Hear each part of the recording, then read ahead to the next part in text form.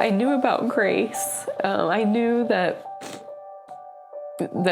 humans cannot be good enough to gain God's acceptance. Like, it had to be Jesus, it had to be grace. I know those things. I just felt like I was incapable of accepting grace.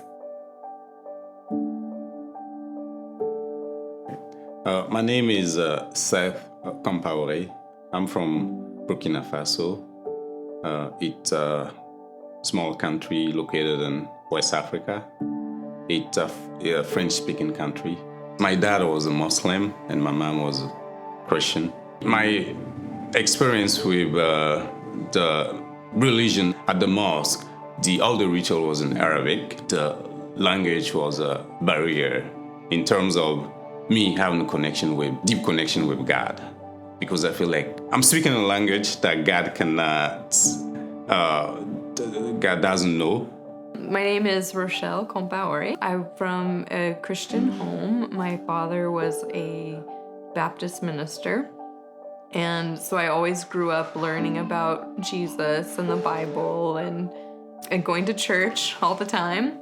I knew that I needed to be saved at a young age. Although I had asked Jesus into my heart, for some reason, I couldn't believe that I was, or I didn't think that I was. I thought maybe I had asked wrong or I didn't believe enough.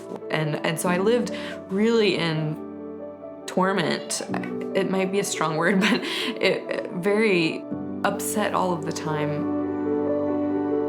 I got a scholarship to go to a Catholic school and learn New Testament, and I learned about the story of Jesus Christ.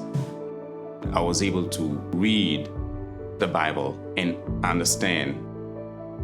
It started really kind of like a dot connecting. Right when I graduated college, I moved to France for a year.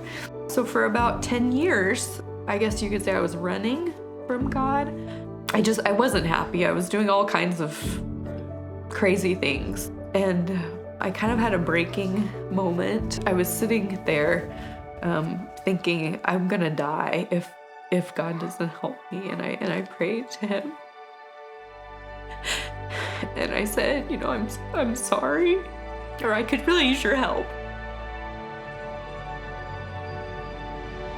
So I can't tell you really what the difference was, but I do know that something was different inside of me. I was able to believe that God had forgiven me. I came to US, and that's where things started to really make sense to me.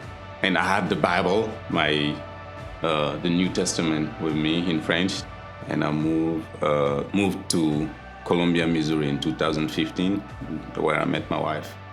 We just started spending a lot of time together. I would work on my dissertation during the day and hang out with him in the evening. And we started going to the crossing. That was like the last step to my meeting with Jesus Christ. And I got to know his story. The more I read, I want to know more about it. And I didn't have that before. We have a son now, and his name is William, and he's very full of energy. He's 3, and we're doing our best to try to teach him about God and raise him in the church. And you're not going to be perfect.